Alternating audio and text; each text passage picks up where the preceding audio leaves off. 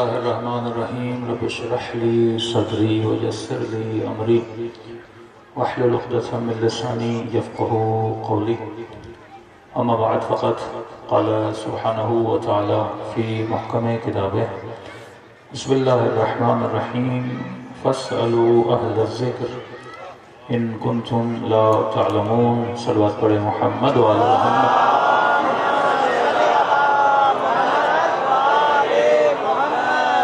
دعا ہے پروردگار عالم ہم سب کی عبادت اپنی بارگاہ میں قبول فرمائے اور جس مقصد زندگی کی خاطر یہ پنڈال، یہ مجالس، یہ نظر و نیاز، یہ اہتمام کیا جا رہا ہے، پروردگار عالم اس مقصد زندگی میں بھی ہم سب کو کامیابی عطا فرما دے۔ فرق حیوان اور فرق انسان یہی ہے کہ انسان جو بھی کام کرتا ہے وہ با مقصد کرتا ہے، حیوان صرف لذت لینے کے لیے کام کرتا ہے، حیوان صرف لالچ کے لیے کام کرتا ہے، لیکن انسان جو بھی کام کرتا ہے ایک مقصد لے کر، ایک ہدف لے کر کام کرتا ہے۔ تبھی آپ کے مولا کا یہ جملہ مشہور ہے کہ اے خدا، علی نے نہ جنت کی لالچ میں تیری عبادت کی ہے،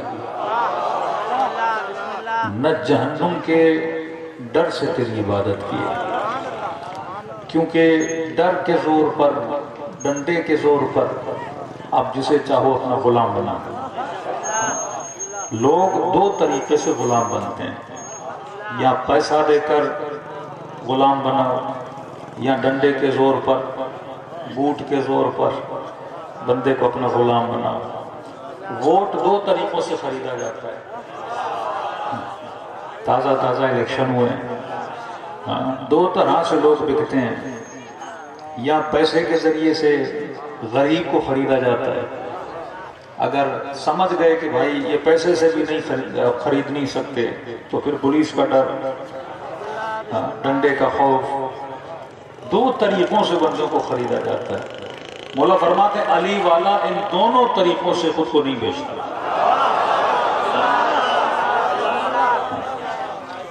یہی تو فرق ہے لشکر علی میں اور لشکر امیر شام میں۔ مولا حسن کی جنگ میں جو مولا حسن کے ساتھ تھے اور جنگ جیتی ہوئی ہاتھوں سے نکل گئی، کیونکہ کچھ لوگوں نے حسن کے ساتھ غداری کی۔ غداری کس وجہ سے کی؟ مال کے ذریعے سے خریدا گیا، درہموں کے ذریعے سے، سونے کے ذریعے سے خریدا گیا۔ تبھی مولا علی فرماتے تھے کہ جو بک جائے وہ علی والا نہیں ہوتا۔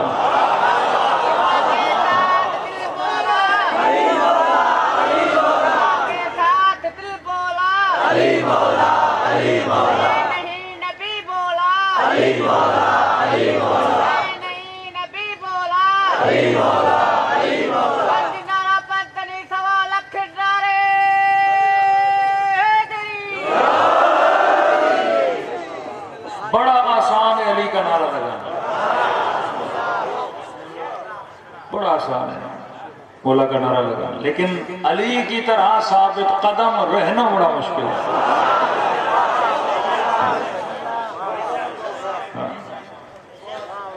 کوئی بھی مجمع سے اٹھے اور نعرہ حیدری لگائے، پورا مجمع بولے گا یاد ہے، لیکن ثبات قدم بڑا مشکل ہے۔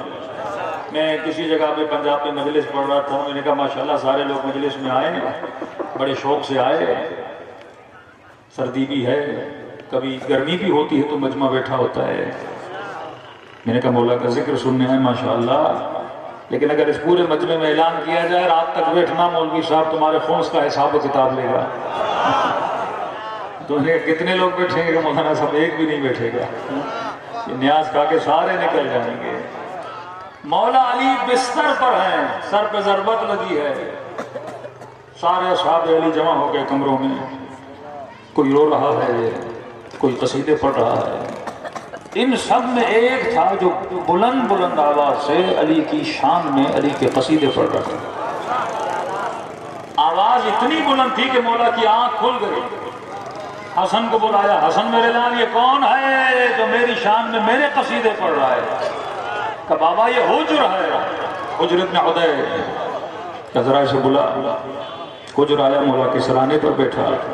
امام نے کہا حجر کس کے قصیدے پڑھ رہا ہے؟ کہ مولا آپ کی شان میں، پتہ نہیں کتنی دیر کے مہمان ہیں، پتہ نہیں پھر علی کا چہرہ دیکھنے کو ملے گا بھی کہ نہیں۔ امام نے کہا حجر بچے کہاں ہیں؟ کہ مولا گھر پر۔ کہ صحیح سالم ہے؟ کہ جی مولا۔ حجر کھانا کھایا؟ ہاں مولا۔ حجر بدن صحیح ہے؟ ہاں مولا۔ کوئی بیماری تو نہیں؟ نہیں مولا۔ کہ حجر آج علی کے سامنے بیٹھ کر، علی کے بچوں کے سامنے، علی والوں میں بیٹھ کر علی کے قصیدے پڑھ رہا ہے۔ گھر میں بچے بھی صحیح سالم ہیں، بدن بھی صحیح سالم ہے، تو نے کھانا بھی کھایا ہوا ہے۔ حجر بڑا آسان ہے اس حالت میں علی کا قصیدہ پڑھنا۔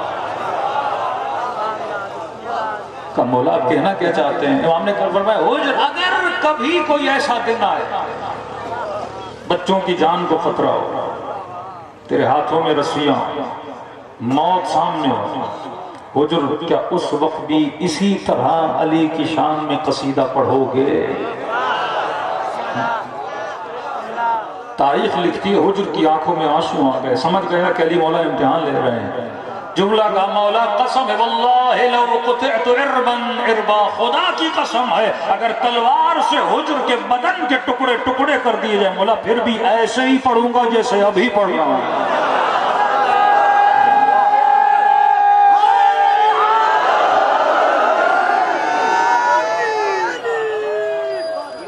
ثابت قدمی، یہ نہیں کہ علی کے سامنے تو علی کے قصیدے پڑھے، حجر جب علی نہ رہے گا فاصلہ آ جائے گا۔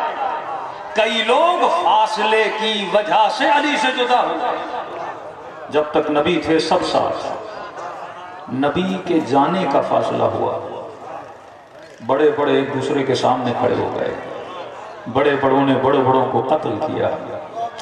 بڑی بڑی شخصیات جنگ جمل میں کون ہے؟ ایک طرف علی، ایک طرف نبی کی زوجہ۔ جنگ صفین میں کون ہے؟ ایک طرف علی، دوسری طرف امیر شام معاویہ ابن ابی سفیان۔ جنگ جمل میں کون ہے؟ ایک طرف علی، دوسری طرف زبیر۔ زبیر کون ہے؟ پٹھی کا بیٹا۔ بڑی شخصیات ہیں، نبی کے فاصلے نے ان کے دلوں میں فاصلے پیدا کر دیے۔ کہ حجر ایسے تو نہیں کہیں علی چلا جائے تیری دل میں علی کی ولایت کا فاصلہ پیدا ہو جائے گا۔ فرمایا مولا نہیں، مولا نہیں، ایک عالم گادیدہ علی ہے بھی سجی دنیا خالی ہے، ایک عالم گادیدہ علی ہے بھی سجی دنیا خالی ہے، اسا پیتی مولا علی دی ولادی پیالی ہے، مولا غازی جگتا والی ہے، مولا غازی جگتا والی ہے، پر اے شوکت فقیر خیالی ہے، اے شوکت فقیر خیالی ہے، علی دے منکر کو آکھو چپ کرے نہ تا سارے ہاتھ میں لکھونا علی ہے۔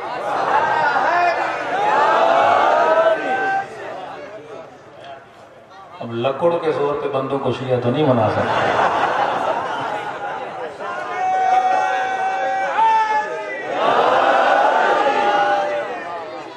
فرمایا حجر جب بھوک ہوگی، جب پیاس ہوگی، کہ مولا خدا کی قسم ہے اگر جسم کے ٹکڑے ٹکڑے کر دیے جائیں پھر بھی آپ کی شان میں ایسے ہی پڑھوں گا جیسے آج ابھی پڑھ رہا ہوں۔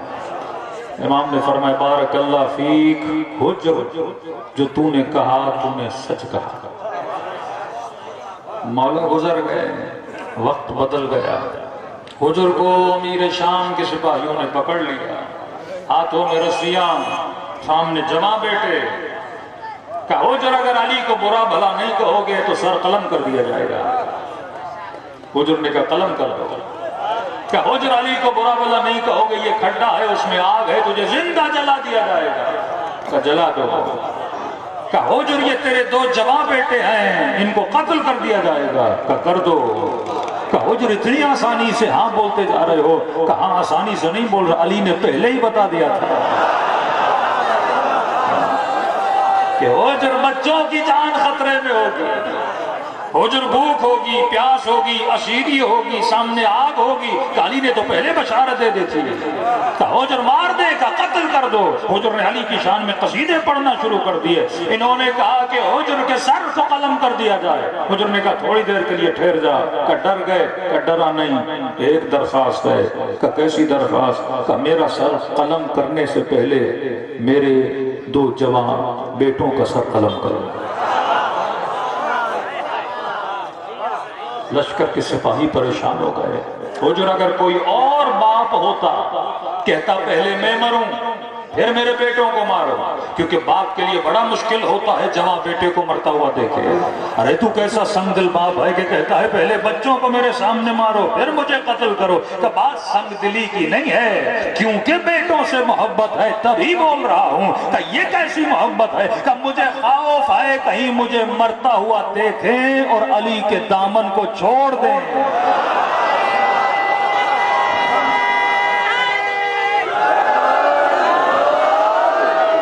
میری خواہش ہے میری نظروں کے سامنے پہلے انہیں جنت کی طرف روانہ کرو، بعد میں خود جنت کی طرف جانا چاہتا ہوں۔ تو علی والا نہ خوف کی وجہ سے نہ لالچ میں آتا ہے۔ تو جنہوں نے ووٹ دیا خوف میں یا لالچ میں، وہ سمجھ لیں ابھی تک ولایت کمزور ہے۔ مولا فرماتے آئے خدا علی نے تجھے جنت کی لالچ میں سجدہ نہیں کیا، علی نے جہنم کے ڈر کی وجہ سے تجھے سجدہ نہیں کیا، علی نے تجھے سجدہ اس لیے کیا کیونکہ علی نے تجھے لائق سجدہ پایا۔ مطلب جو بھی کام کرو لیاقت کی وجہ سے، ڈر کی وجہ سے نہیں، خوف کی وجہ سے نہیں۔ اب اصول دیا امیر المومنین نے، اصول دیا اہل بیت نے۔ آج 2 چیزیں بتاؤں گا اور زحمت کو تمام کروں گا۔ مجلس تب بنتی ہے جب آپ کی فکر بلند ہو۔ اگر مجلس میں فکر کا ارتقا نہ ہو، فکر ترقی نہ کرے تو فائدہ نہیں۔ گھر میں مرغا بھی رکھتے ہو 1 سال کے بعد ترقی کر جاتا ہے۔ بھینس بھی بیچاری ڈیلی 7 کلو 8 کلو دودھ دے دیتی ہے، ہم کیا دے رہے ہیں؟ انسان کا بھی تو کوئی فائدہ ہونا چاہیے نا، کھائے پیے اور وہی کام کرے جو حیوان کرتے ہیں، تو پھر انسان کی انسان ہونے کا فائدہ کیا؟ خدا ہمیں مرغا بنا دیتا۔ کسی کو تو کوئی فائدہ دیتے، بکری گوشت کا فائدہ دیتی ہے، مرغی انڈا دے کے فائدہ دیتی ہے، بھینس دودھ دے کے فائدہ دیتی ہے۔ انسان اس کائنات میں کائنات کو کون سا فائدہ دینے کے لیے آیا ہے؟ انسان اپنی فکر کو بلند کرنے کے لیے آیا ہے، کیونکہ تیری فکر بلند ہے تبھی پوری کائنات کو اس رب نے تیرا غلام بنایا ہے۔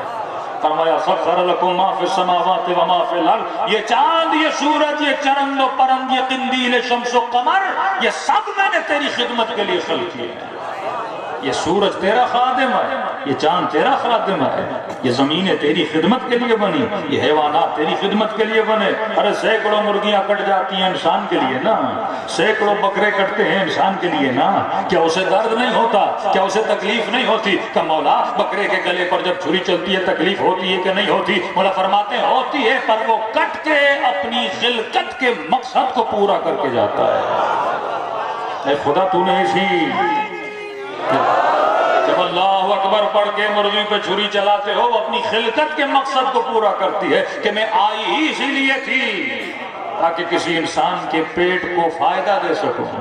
بکرا کہتا ہے میں تو آیا ہی اسی لیے تھا تاکہ انسان کو فائدہ دے سکوں، لیکن انسان جب تیرے بدن سے روح نکلے گی تو تجھے بھی تو کہنا چاہیے خدا جا رہا ہوں، خلقت کے مقصد کو پورا کر کے جا رہا ہوں۔ حسین بن علی کربلا کے میدان میں نگاہوں کو بلند کر کے کیا اللہ کو جواب دیتے ہیں؟ پروردگارا رضاً برضا و تسلیماً لامر لا معبود سواک، اے خدا حسین تیری رضا پہ راضی ہے نا؟ اللہ نے بھی جواب دیا اے حسین تیرا رب بھی تجھ سے راضی ہے، تو نے دنیا میں آنے کے مقصد کو پورا کر دیا نا۔ حسین کربلا گئے، اپنے آنے کے مقصد کو پورا کیا، مولا علی نے اپنے آنے کے مقصد کو پورا، سلمان فارسی نے کائنات میں آنے کے مقصد کو پورا کیا۔ اے انسان تو کائنات میں آیا اپنے مقصد کو پورا کرنے کے لیے۔ امام فرماتے ہیں جو بھی کرو لائق سمجھ کے کرو۔ 2 لفظ انگلش کے ہیں، یاد کر لیجئے، ایک ہے سلیکشن، ایک ہے ریلیشن۔ سلیکشن یعنی چناؤ، ریلیشن یعنی تعلق۔ کئی لوگ کہتے ہیں نا پاکستان میں الیکشن نہیں ہوتا، سلیکشن ہوتا ہے۔ اتنے تو سیاسی ہیں نا آپ لوگ، مطلب یہاں الیکشن نہیں ہوتا، بندے نہیں چنتے، سلیکشن ہوتا ہے۔ عجیب قوم ہے، جب خود الیکشن کرائے تو سلیکشن سے بندے چنے، اور ہم کہیں کہ علی کی سلیکشن خدا کرے تو مانتے ہی نہیں ہیں۔ نبی کے بعد الیکشن کے قائل ہیں اور اپنی حکومتوں میں سلیکشن کے قائل ہیں، تو ہم بھی کہتے ہیں کہ نبی کے بعد الیکشن نہیں ہوتا، نبی کے بعد خدا کا سلیکشن ہوتا ہے۔ یہ حق اللہ کا ہے، وہ کسے چنے۔ عوام میں اتنی عقل نہیں ہے۔ ہمارے جو اوپر کے طبقے کے لوگ ہیں نا، وہ کہتے ہیں کہ پاکستان میں الیکشن کا فائدہ نہیں ہے، کیونکہ عوام میں اتنا شعور نہیں ہے۔ ہاں، کوئی دیہاتی بندہ، کوئی بیچارہ کسان بندہ، اسے کیا پتا حاکم کسے بنانا ہے؟ اسے تو 2000 تو ووٹ بیچ دیتا ہے، اسے ایک موٹر سائیکل تو ووٹ بیچ دیتا ہے۔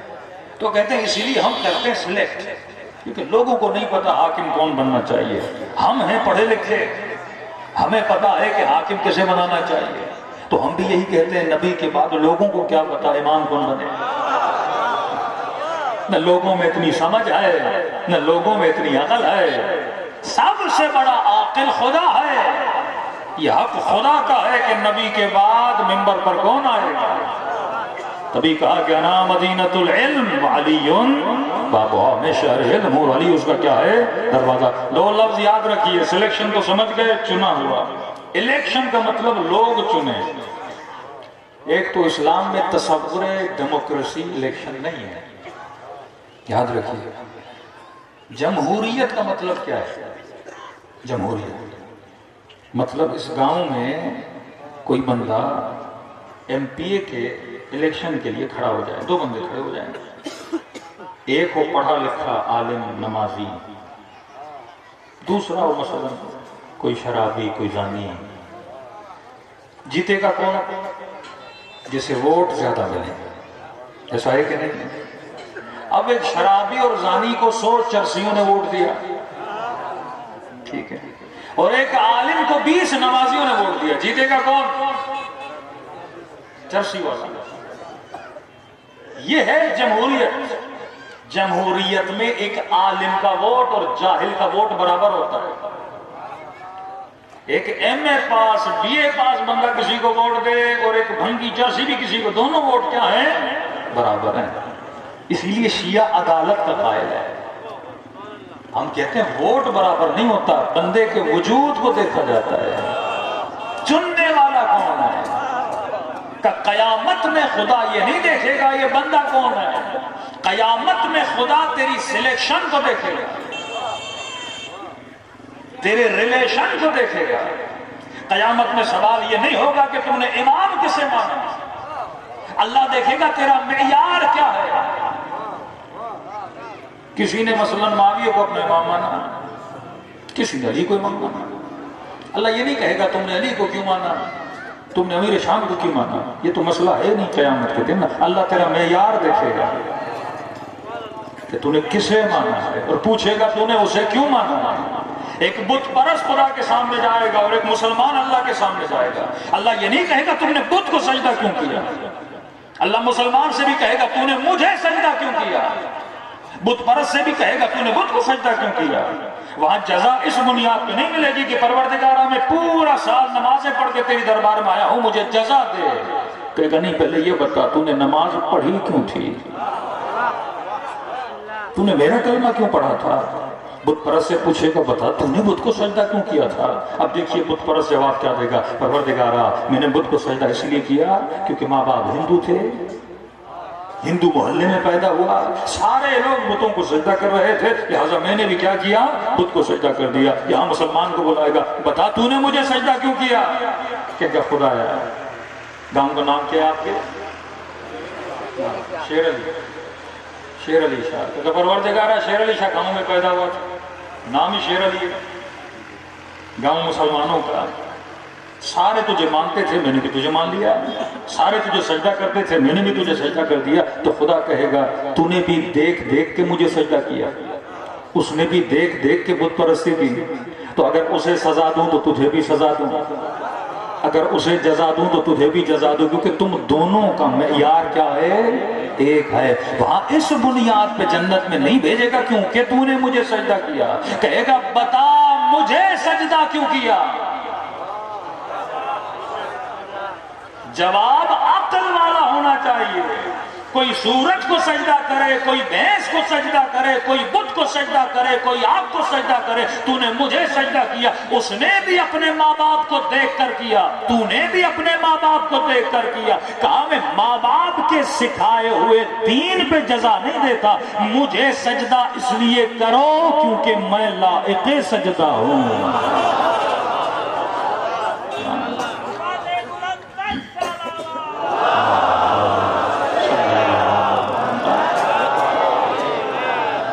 تحقیق کی کہ آپ کو سجدہ کیوں نہیں؟ ابراہیم سے پوچھا گیا ابراہیم کسے سجدہ کرتے ہو؟ کہا میں نے سوچا سورج کو سجدہ کروں، پھر کہا سورج خدا کیسا ہے جو شام کو ڈوب جاتا ہے؟ پھر سوچا چاند کو سجدہ کروں کہ رات کو ہے اور دن کو نہیں ہے، پھر کہ ستاروں کو کہوں کہ رات کو چمکتے ہیں دن کو نظر ہی نہیں آتے، کہ یہ کیسا خدا ہے جو رات کو ہے دن کو نہیں ہے، دن کو ہے رات کو نہیں ہے؟ میرا خدا تو وہ ہے جو ہمیشہ ہر جگہ موجود رہتا ہے۔ ہاں لائق سجدہ سمجھ کے مجھے سجدہ کرو نا۔ آج یہی شیعہ سنی کا مسئلہ کیا ہے؟ یہ بندہ کہے میں سنی، یہ کہے میں شیعہ، یہ کہے میں یا علی مدد کہنے والا، وہ کہنے یا علی مدد کہو تو شرک ہے، کیونکہ سوچتے نہیں ہیں۔ مفتی مولوی نے کہا عالم کے نیچے سے گزرو گے نکاح باطل، اور گزرا باطل بھی کر دیا بیچارے نے۔ پھر اس مولوی نے کہا توبہ کرو، پھر دوبارہ اس کا نکاح پڑھوا دیا، اب پتہ نہیں حلالہ کیا کہ نہیں۔ یہ مصیبت، یہ نقمت، یہ بدبختی زندگی میں کیوں آتی ہے؟ کیونکہ بندہ جب عقل کے دامن کو چھوڑ لیتا ہے۔ آج جوان سے پوچھو یا علی مدد کیوں کہتے ہو؟ کہتے ہیں مولانا کیونکہ سارے کہہ رہے، جس سے ملو ملتا ہے، یا علی مدد کہہ کے ملتا۔ بھائی کیوں کہہ رہا ہے؟ کہ ماں باپ کہتے تھے۔ علی کو کیوں مانا؟ کہ علی والے لوگوں کے بیچ میں پیدا ہوا، سب علی علی کر رہے تھے، میں نے بھی علی علی کرنا شروع کر دیا۔ پھر تجھ میں اور بکریوں میں کوئی فرق نہیں ہے۔ علی کو مانو کیونکہ علی لائق ہے ماننے کے۔ بڑا آسان ہے، پوری دنیا اگر زور لگائیں علی کو چھوڑ دو، سارے انسان ہیں نا ہم، بولو ٹھیک ہے علی کو چھوڑنے کے لیے تیار ہوں، لیکن اگر علی کو چھوڑا ہے کسے مانو؟ کسے مانو؟ اگر علی کو چھڑوا رہے ہو تو پھر کوئی ایسا لاؤ یا علی جیسا ہو یا علی سے بہتر ہو۔ صرف یہ مسلمانوں کو بول دو واللہ علی کی جگہ وہ کسی کو نہ بٹھا سکتے ہیں نہ لا سکتے ہیں۔ آپ کے امام کا معیار خدا نے وہ دیا کہ پورے مکے میں علی سے بہتر تجھے نہیں ملے گا، علم کے اعتبار سے، علم کے اعتبار سے علی سے کوئی بہتر نہیں، حلم کے اعتبار سے علی سے کوئی بہتر نہیں، شجاعت کے میدان میں علی سے کوئی بہتر نہیں، میدان جنگ میں علی سے بہتر کوئی نہیں۔ اقل الناس علی ابن ابی طالب ہے، حسب کے اعتبار سے، نسب کے اعتبار سے۔ اس سے اور فضیلت خدا بڑی کیا دیتے؟ جس مہینے میں شہادت ہوئی وہ مہینہ سارے مہینوں سے افضل، جس مہینے کی جس رات میں شہادت ہوئی وہ رات ہر رات سے افضل، اس رات میں جس نماز میں شہادت ہوئی وہ نماز پانچوں نمازوں میں سب سے افضل، اس نماز کے جس رکن میں شہادت ہوئی، نماز میں رکوع بھی ہے، قیام بھی ہے، سجدہ بھی ہے نا، شہادت نہ قیام میں ہوئی نہ رکوع میں ہوئی، شہادت ہوئی سجدے میں، یعنی افضل ترین نماز صبح کی نماز، افضل ترین مہینہ رمضان کا مہینہ، افضل ترین رات لیلۃ القدر کی رات ہے، اور اس نماز میں افضل ترین رکن سجدے کا رکن ہے، اس رکن میں علی کو ضربت لگی ہے نا۔ یہ خدا کیا پیغام دے رہا ہے کہ ولادت ہوئی تو اللہ کے گھر میں، شہادت ہوئی تو اللہ کے گھر میں، تو تیری سلیکشن کی بنیاد پہ خدا تجھے جنت دے گا، سلیکشن کی بنیاد پہ خدا جہنم دیتا ہے۔ دنیا میں کوئی آیا، کسی نے شیطان کو چنا، اللہ کہے گا تو نے جسے چنا ہے تیری وہ قیمت ہے۔ ایک بندہ پتھر کو چنتا ہے وہ قیمت ہے، ایک بندہ ہیرے کو چنتا ہے وہ قیمت ہے۔ فرما نیک مردوں کے لیے نیک عورتیں، نیک عورتوں کے لیے نیک مرد، خبیث مردوں کے لیے خبیث عورتیں، طیب مردوں کے لیے طیب عورتیں۔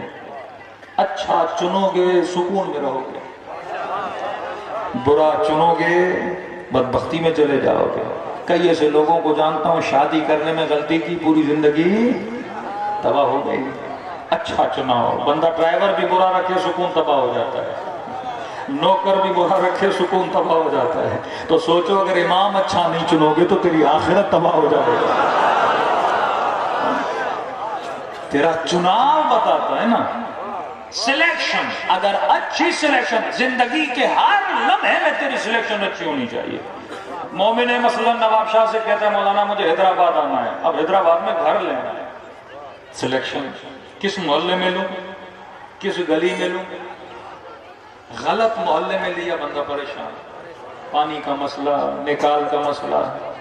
اچھے محلے میں لیا لیکن ہمسائے سارے غلط لوگوں، بچوں پہ اثر۔ اسکول بھیجنا ہے اپنی اولاد کو، غلط اسکول چنا، بندہ پریشان۔ بیٹے کی شادی کرانی ہے، غلط بیوی چنی، بندہ پریشان۔ بیٹی کی شادی کرانی ہے، غلط داماد چنا، بندہ پریشان۔ تو پوری زندگی میں تیرا چناؤ بتاتا ہے کہ تو زندگی سکون سے گزارے گا یا غلط گزارے گا۔ اب چناؤ کرنے کے لیے ہمیں علم کی ضرورت ہے۔ جب تک علم نہیں بندے کا چناؤ نہیں ہے۔ اب آپ کو نہیں پتا چار پتھر رکھے مولانا، عقیق کون سا ہے، اصل کون سا ہے، نقل کون سا ہے۔ یا بندہ آئے گا فیروزے کا رنگ پتھر کو لگا کے بولے گا اصل فیروزہ ہے نشاپور کا، اور آپ سے 50,000 لے کے چلا جائے گا، اور کل کسی عالم کے پاس گئے جس کو پتھر کی پہچان ہے، کہیں تو چونا لگا کے چلا گیا، بھائی یہ تو چائنا کا پلاسٹک ہے۔ پوری امت مسلمان کو مولویوں نے چونا لگا دیا۔ قیامت میں پتا چلے گا جن کو چنا تھا وہ پلاسٹک والے تھے۔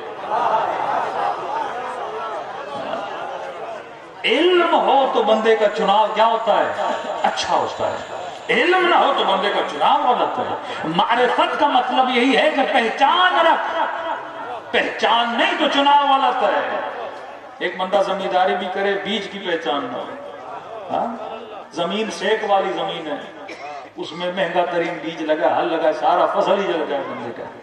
پانی کی پہچان نہ ہو کہ میٹھا دینا ہے یا کھارا دینا ہے۔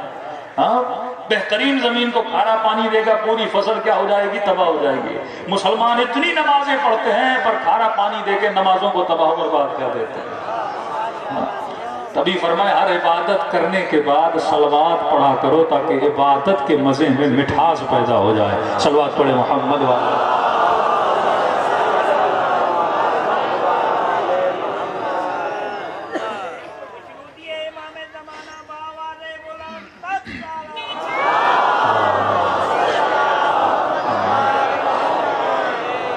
مختصر مولا کے ذاکر تشریف لا چکے ہیں۔ فرمایا تمہاری سلیکشن بتائے گی تیرا معیار کیا ہے۔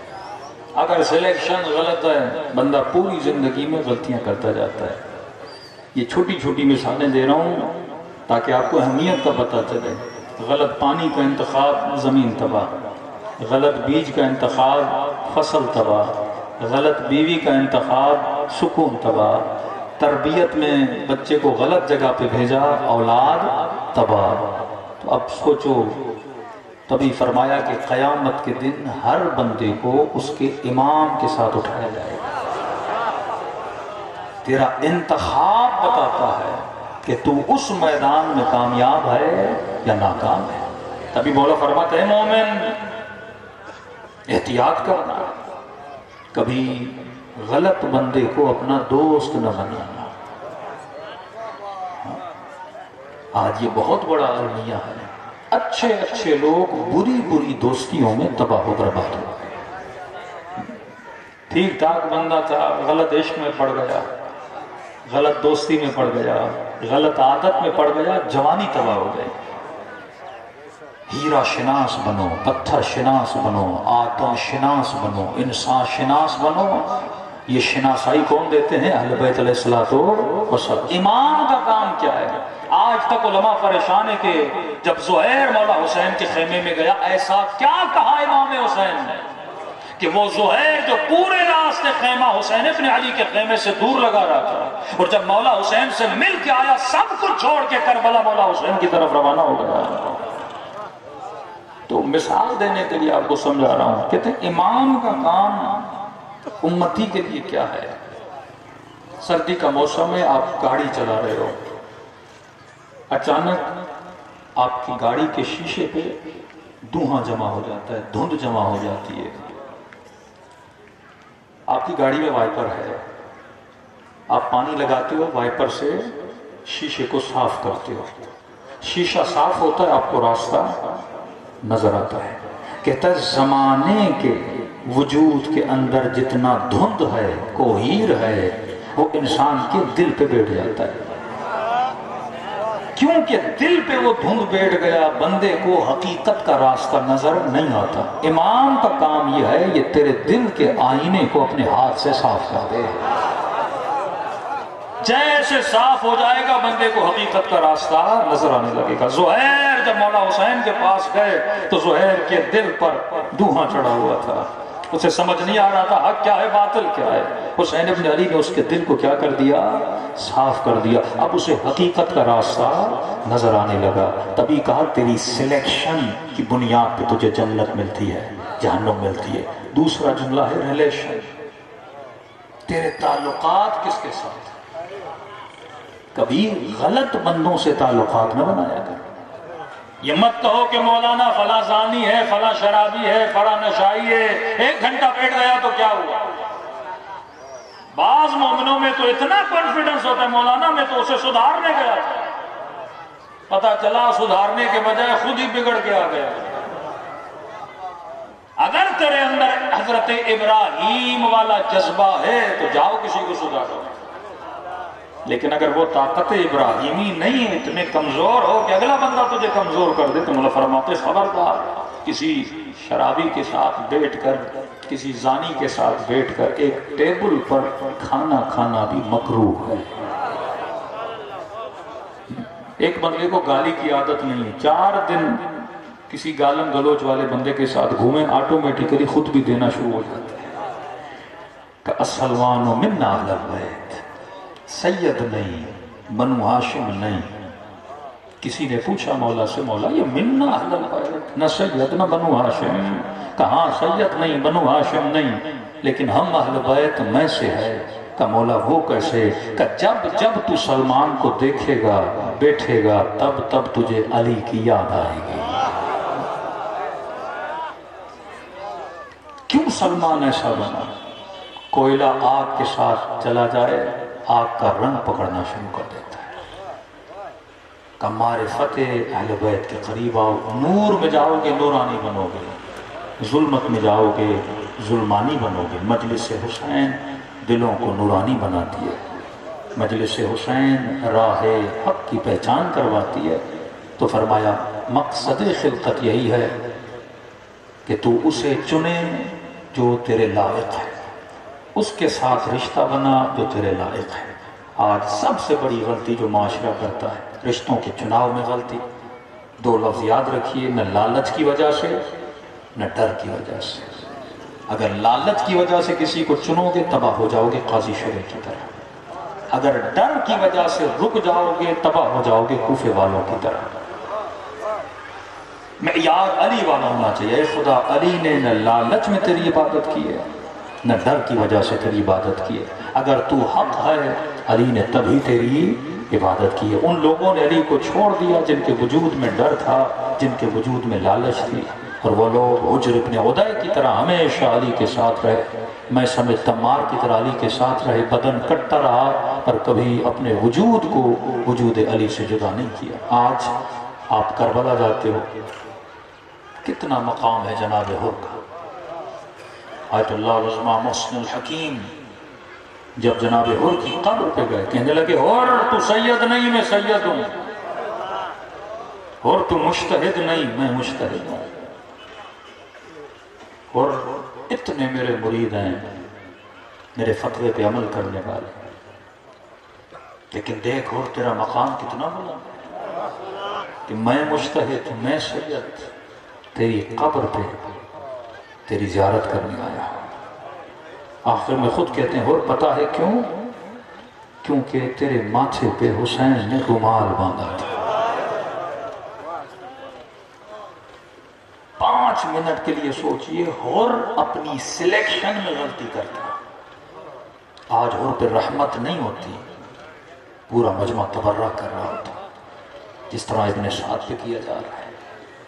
حر کا انتخاب اچھا تھا نا، تا قیامت جب تک عزادار زندہ رہے گا تب تک حر کی شان کو بلند کرتا رہے گا۔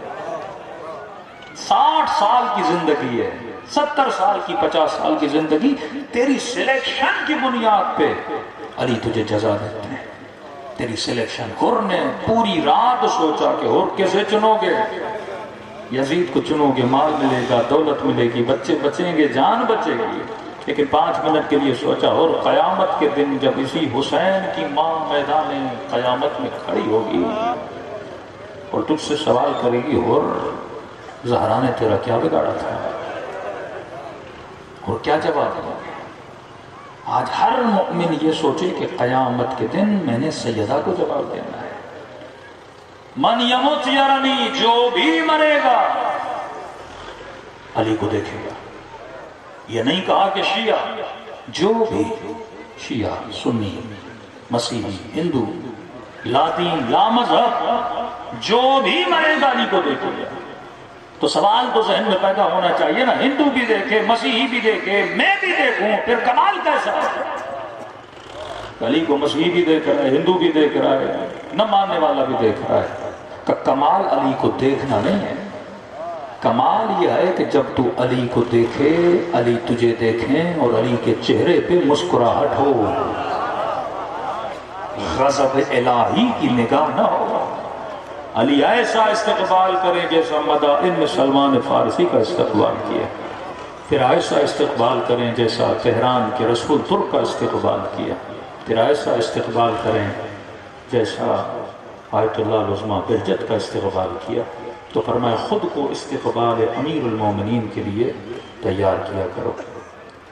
فرمایا قیامت میں ہر آنکھ روتی ہے، 2 آنکھیں کبھی نہیں ہوتی ہیں، ایک وہ آنکھ جو زہرا کے لال پہ گریا کرے، دوسری وہ آنکھ جو اپنے گناہوں پہ گریا کرے۔ شکر خدا کریں اللہ نے دونوں آنسوں علی کے چاہنے والوں کو عطا کیے۔ رونا بڑا مشکل ہوتا ہے، لیکن ایسی حرارت رکھی ہے خدا نے ذکر حسین میں کہ بندہ نام حسین سنتا ہے دل نرم پڑ جاتا ہے۔ کسی عزادار نے مجھے کہا کہ مولانا آپ نے کسی مجلس میں کہا تھا، میں نے کل بھی نواب شاہ میں پڑھا کہ قبولیت زیارت امام حسین کی نشانی یہ ہے کہ بندے کا دل ٹوٹے اور نہ چاہتے ہوئے آنکھوں سے آنسو نکل آئے۔ کہ مولانا میں کربلا گیا پہلی مرتبہ اور سنا ہوا تھا کہ آپ اس میں دخول پڑھتے ہیں، نگاہ مولا کی زری پہ پڑتی ہے، تو علماء فرماتے ہیں اگر ایک مرتبہ آپ ارادہ کرتے ہیں رونے کا، کوشش کرتے ہیں نا بندہ، آنسو نہیں آ رہے ہوتے، ایک مرتبہ نہیں، ارادے کی ضرورت نہیں ہوتی، دل ٹوٹتا ہے اور ایک چشمے کی طرح آنکھیں پھوٹ پھوٹ کے روتی ہیں۔ کہتا ہے میں اس انتظار میں تھا کہ میرے اوپر وہ کیفیت کب طاری ہوتی ہے۔ کہتے ہیں حسین کے روزے پہ نگاہ پڑی، پہلی مرتبہ کربلا گیا، خوشی ہوئی پر وہ گریہ نہیں ہوا۔ شب جمعہ تھی، کہتے ہیں آگے بڑھے، غسل زیارت کیا، اس نے دخول پڑھا، مولا کے حرم میں داخل ہوا۔ اب انتظار میں تھا کہ دل کب ٹوٹتا ہے، حسین کب بتائیں گے کہ میں نے تیرا آنا قبول کیا۔ کل کہا نا کہ امام حسین فرماتے ہیں میرے سلام دینے کے بعد جواب اگر میں تجھے دیتا ہوں تو آنسوؤں کی صورت میں دیتا ہوں، اگر تیری آنکھوں سے فوراً آنسو آ جائے تو یہ مت سمجھنا یہ تیرے آنسو ہیں، یہ حسین نے تیرے سلام کا جواب تجھے دیا ہے۔ کہتا ذریعہ مولا حسین کو دیکھا لیکن وہ رونے کی کیفیت میرے اوپر طاری نہیں ہوئی. اب دل میں غم تھا کہ امام حسین نے میرا آنا لگتا ہے قبول نہیں کیا. کہتے ہیں مولا حسین کی زری کی زیارت کرتے حبیب ابن مظاہر کی زری تک پہنچا. اس زری کو بوسہ دیا پھر بھی وہ گریا نہیں آیا. اب میں نے کہا حرم سے باہر جاؤں تو کیسے جاؤں جب تک وہ کیفیت نہیں آیا. اس کا مطلب حسین نے خوش آمد نہیں کہا مجھے. حسین مولا نے اذن نہیں دیا حرم میں آنے کا. لیکن کہتے ہیں مولانا جیسے حبیب کی قبر سے نکلا اور سیدھی طرف ایک جالی لگی ہوئی تھی. اس جالی کے اندر ایک لال رنگ کی بتی جل رہی تھی. کہتے سارے لوگ اس جالی کو چوم رہے تھے. میں بھی آگے بڑھا.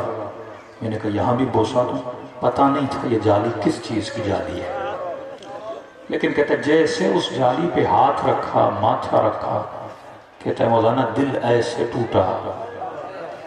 میں زندگی میں کبھی اتنا رویا نہیں تھا. 10 منٹ اس جالی کے سامنے بیٹھ گیا. محسوس یہ ہو رہا تھا اگر 20 منٹ بیٹھا تو میرا دل پھٹ جائے گا. کہتا اسی روتی ہوئی کیفیت میں آنکھیں لال. نہ ضبط ہے نہ کنٹرول ہے. آنسو ہے جو رکنے کا نام نہیں ہے. کسی خادم سے پوچھا یہ کون سی جگہ ہے. حسین کی قبر پہ رونا نہیں آیا. حبیب کی قبر پر رونا نہیں آیا. گنبد کو دیکھا رونا نہیں آیا. لیکن جیسے جالی حسین نے ہاتھ ڈالے یہ جالی ہے کیا. یہ کیسا مقام ہے. سیدھی زمین ہے لال بتی جل رہی ہے.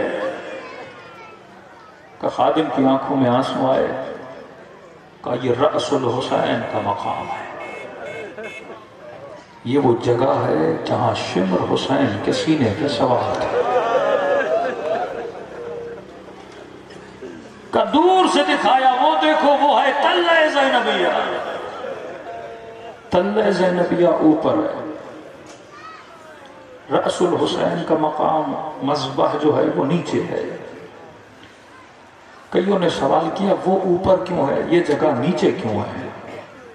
مختلف روایات ہیں. کچھ کہتے ہیں مولا حسین جان بوجھ کے نچلی جگہ کی طرف گئے تاکہ جب سر کٹے تو بہن یہ منظر نہ دیکھے. کچھ کہتے ہیں نہیں زمین مسطح تھی لیکن بی بی زینب جب دیکھنا چاہتی تھی میرا بھائی کس حال میں ہے تو زمین کربلا کو حکم دیا اے زمین اوپر ہو جا تاکہ میں دیکھوں میرا حسین کس حال میں ہے. اور جب مولا حسین نے دیکھا کہ بہن دیکھ رہی ہے تو حکم دیا اے زمین نیچے چلی جا. میں نہیں چاہتا کہ بہن بھائی کا سر قلم ہوتے ہوئے دیکھے. تبھی امام زمانہ فرماتے ہیں مومن جب بھی میرے ظہور کی دعا کرو خدا کو میری پپھی زینب کا واسطہ لیا کرو. خدا ہر واسطہ رد کر سکتا ہے لیکن یہ واسطہ رد نہیں کر سکتا. یہ اہل بیت کی خاندان اہل بیت کی پہلی بہن ہے جس نے بھائی کا سر قلم ہوتے ہوئے دیکھا. کبھی حسن کے جنازے سے تیر نکالتی رہی. روایات کے جملے 11 محرم کو جب اونٹوں پہ بیوی جا رہی تھی نا تو حسین کا بدن بھی تیروں پر تھا. اس وقت کہتے ہیں کہ آواز آئی کہ بہن زینب تو نے حسن کے بدن سے تیر نکالے. کیا حسین تیرا بھائی ہے کیا اس کے بدن سے تیر نہیں نکالو گی. آواز آئی حسین نکالوں تو کیسے نکالو میرے ہاتھوں کو پسے گردن باندھا گیا ہے. تبھی میں نے نواب شاہ میں سلام دیا تھا کہ امام زمانہ اس کیفیت میں اپنی پھوپھیوں کو سلام کرتے دلوں کو کربلا کی طرف لے جائیں. سلام کریں اپنے آقا حسین کو. 2 جملے مصیبت کے منبر حوالے کروں مولا کے ذاکر کے. فرمایا خلوص دل سے جو حسین کو سلام کرتا ہے خدا اسے ثواب زیارت حسین نصیب کرتا ہے.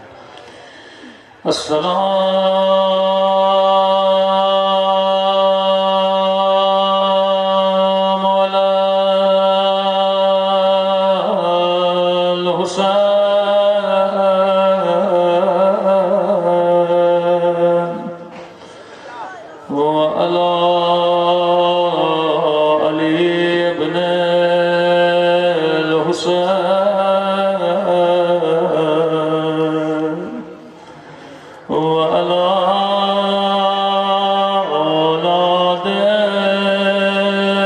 الحسين وعلى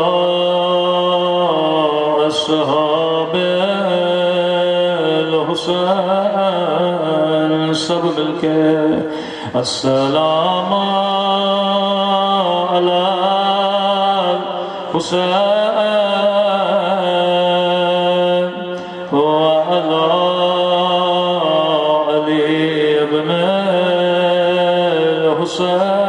الحسين وعلى أولاد الحسين وعلى أصحاب لفظ حسین تو سب کو آتا ہے سب مل کے السلام علی الحسین وعلی علی ابن ماشاءاللہ وعلی اولاد الحسین وعلی صحاب میرا سلام ہو زینب کی لٹی ہوئی چادر پہ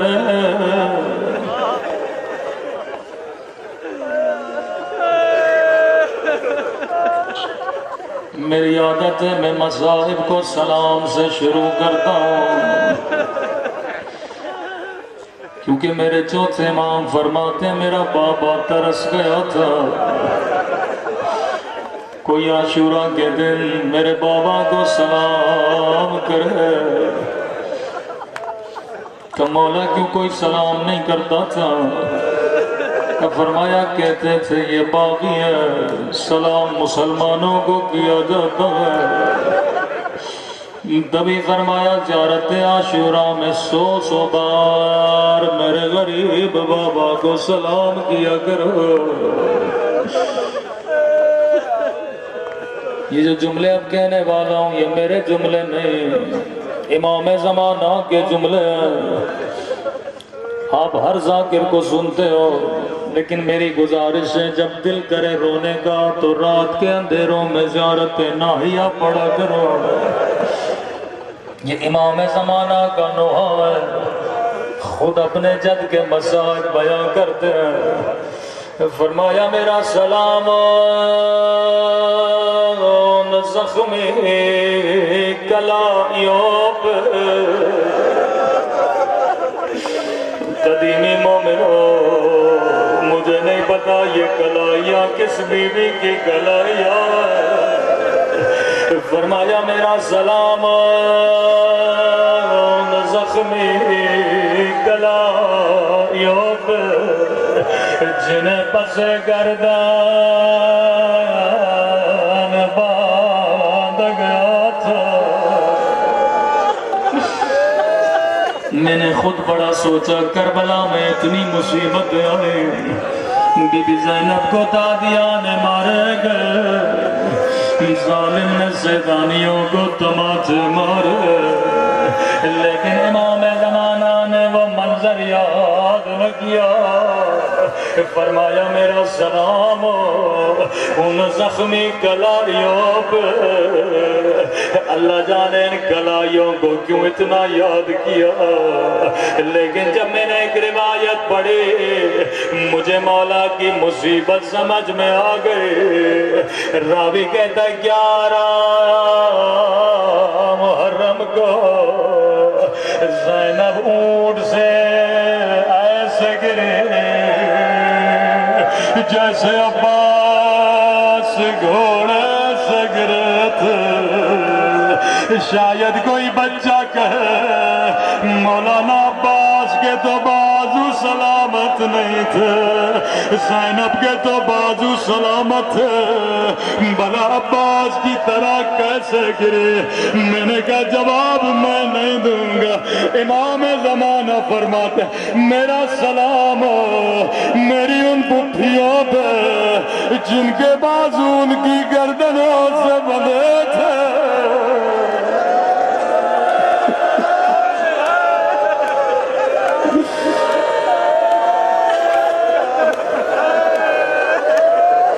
فرمایا زینب ایسے گرے جیسے عباس گرے تھے. یہ حجت خدا کے جملے. فرمایا میرا سلام ان زخمی کلائیوں پہ جنہیں بس گردن باندھا گیا. اگلا سلام اس سے بھی درد بھرا سلام ہے. قدیم مومن و امام زمانہ نام نہیں لیتے. فرمایا میرا سلام ان ننے سے رخساروں پہ.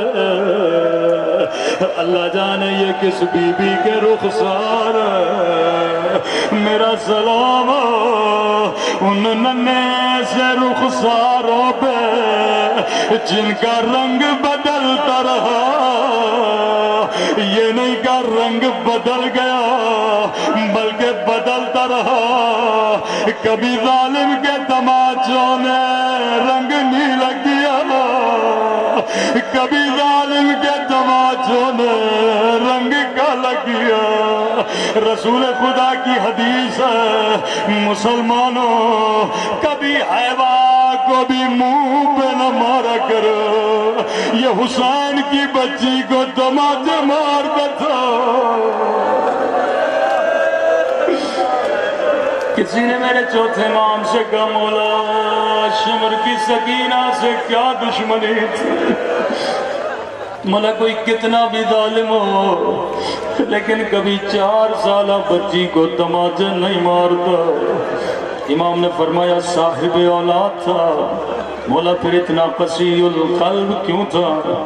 امام نے فرمایا دشمنی سکینہ کے ساتھ نہیں تھی, دشمنی زینب کے ساتھ تھی, دشمنی سجاد کے ساتھ تھی. کہ اگر کوئی تجھے تکلیف دینا چاہے تجھے نہیں مارے گا, تیرے سامنے تیرے بچے کو مارے گا. کہ جب زینب کا دل دکھانا تھا یہ زینب کے سامنے سکینہ کا تماچے مارتا تھا. جب میرا کلیجہ جلانا تھا یہ میرے سامنے سکینہ کا تماچے مارتا تھا. آخری سلام اور زحمت تمام. فرمایا میرا سلام زخمی کلائیوں پہ جنہیں پس گردن باندھ گیا. میرا سلام ان ننے سے رخساروں پہ جن کا رنگ بدلتا رہا. اگلا سلام اس سے بھی درد بھرا سلام ہے. فرمایا میرا سلام ان زخمی ہونٹوں پہ, ان خشک ہونٹوں پہ وہ جن پہ ظالم چھڑی مارا تھا. یہ وہی ہونٹ ہے جن پہ نبی بوسہ دیا کرتے تھے, وہ جنہیں سیدہ چوما کرتی تھی. میں کہوں گا مولا آپ نے ہونٹوں کو یاد کیا, ایک سلام میں بھی دینا چاہوں گا. آپ نے کہا آپ کا سلام ان خشک ہونٹوں پہ اور جن پہ ظالم چھڑی مار رہا تھا. لیکن میں کہوں گا میرا سلام ان ننھی سی آنکھوں پہ جو یہ منظر دیکھ رہی تھی. اللہ کسی بچی کو بابا کی کٹی گردن نہ دکھائے, رو رو کے کہہ رہی تھی نمار نمار میرا غریب الوطن بابا, میرا 3 دن کا پیاسا بابا.